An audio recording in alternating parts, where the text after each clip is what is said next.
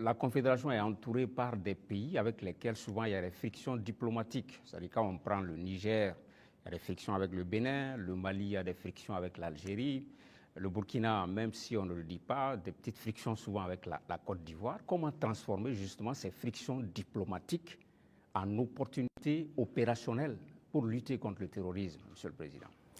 C'est ce que j'ai dit. Vous voyez, c'est autour de l'AES. Si nous connaissons la menace qu'il y a autour de nous, l'opportunité, la seule opportunité à saisir, c'est de développer des armées très fortes et d'essayer de nous développer. C'est la seule opportunité. Sinon, l'adversité, on va toujours l'avoir. Ce n'est pas comme ce que vous avez cité, c'est réel. C'est réel. Mais qu'est-ce qu'on peut bien faire? Le problème en Afrique, très souvent, ce sont les dirigeants. Ces frictions diplomatiques, c'est pas entre, moi je n'aime même pas dire les frictions entre les États. Il n'y a pas de friction entre les deux pays ou quoi. Il y a friction entre les dirigeants des pays. Est-ce qu'entre armées de l'AES et ces pays-là, ça coopère, ça se renseigne, il y a la collaboration? Bon, pour certains cas, je ne sais pas, mais je prends par exemple le cas de... Même avec le Bénin, nous, on n'a pas les mêmes approches en termes de terrorisme. Je prends par exemple le cas du Bénin. Moi, avant d'aller à Moscou la dernière fois, en mai, un jour, j'étais là, il y avait une menace qui planait sur un détachement au Bénin. Mais les militaires n'attendent pas de monter au niveau politique ou quoi que ce soit pour certaines choses. Ils ont contacté nos forces à l'Est, qui ont confirmé en tout cas la menace. Ils ont demandé si on pouvait faire quelque chose. Moi, j'étais encore là, c'était un samedi, je me souviens. J'ai ordonné à nos appareils d'aller survoler et voir ce qui se passe parce qu'ils ont intercepté les communications de regroupement. Effectivement, les drones sont arrivés à la frontière, ils ont vu que les terroristes se regroupaient pas loin de leur base. On a frappé et on a avorté l'attaque. Ce n'est pas une fois, ce n'est pas deux fois. Vous voyez, les forces coopèrent. C'est ça l'esprit militaire. Un bon militaire, la menace d'abord, il y a une menace commune. Mais maintenant, c'est souvent au niveau, comme je l'ai dit, au niveau des dirigeants, beaucoup n'ont pas compris. Ils sont là dans des guerres inutiles. Mais le plus important, la menace est commune. Si quelqu'un croit qu'il peut se soustraire de la menace, il se trompe. Donc on coopère. Les militaires coopèrent. Vous avez dû voir, par exemple, nous et les dirigeants ivoiriens, il ne faut pas se mentir, ça ne va pas. Mais vous avez dû voir nos militaires, très souvent même, qui se retrouvent, qui s'assoient ensemble à la frontière, qui causent. Voilà, ça fait partie. C'est l'occasion de parler des 6 éléments du DARA. Où est-ce qu'on en est? On a entendu les autorités lors d'une conférence de presse, ils en ont parlé. Au niveau du Burkina Faso, comment est-ce que ça se passe? Qu'est-ce qu'ils ont dit? Ils ont franchi la frontière, ils ont été interpellés. Ils sont là. D'accord. Chaque fois que quelqu'un franchit la frontière, il rentre, mène des actions. Si ce sont des civils, généralement, ceux qui rentrent, qui posent des questions, qui font des enquêtes, ça c'est de l'espionnage en fait. Donc c'est logique qu'on les arrête et qu'on les entende. C'est comme avant ça, il y avait des gendarmes qui avaient franchi en armes.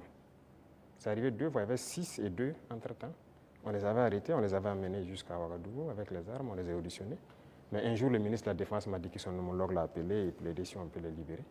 J'ai vu les services de renseignement et j'ai dit, bon, écoutez, s'ils ne sont pas rentrés avec une mauvaise intention et tout, fraternité d'armes et tout ça, il faut les libérer.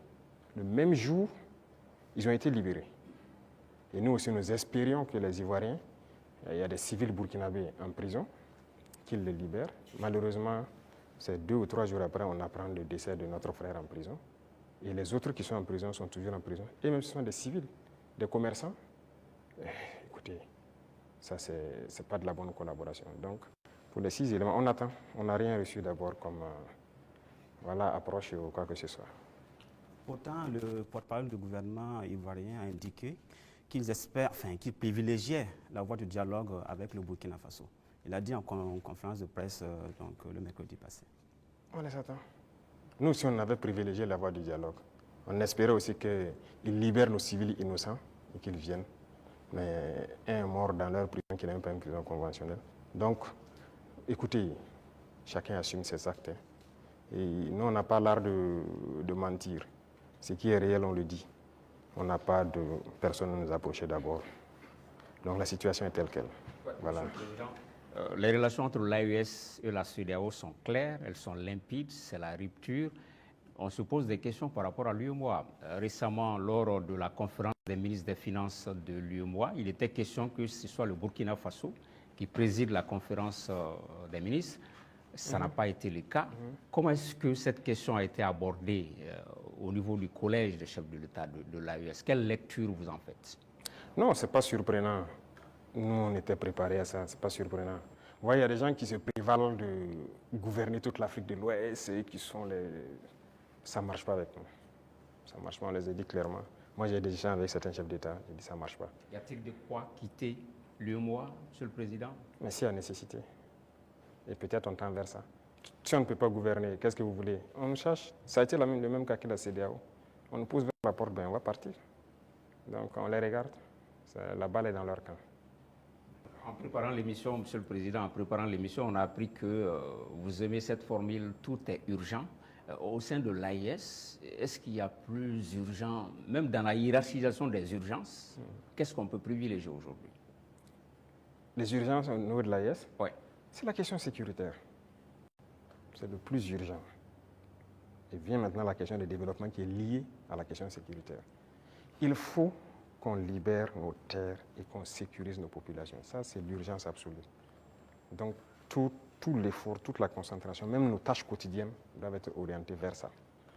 Chaque fois qu'il y a un incident, en tant que chef d'État, on doit être au courant et on doit s'intéresser, on doit trouver des solutions, et ainsi de suite. C'est ça qui est le plus important. Et réfléchir constamment, récupérer nos terres, sécuriser, faire en sorte que même dans 100 ans, cette situation n'arrive plus.